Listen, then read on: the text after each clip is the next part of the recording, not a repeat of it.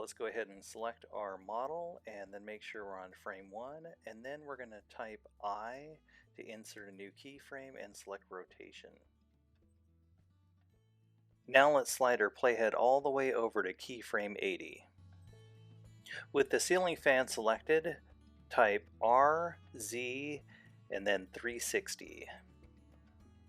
So let's type I again to insert a new keyframe and select rotation.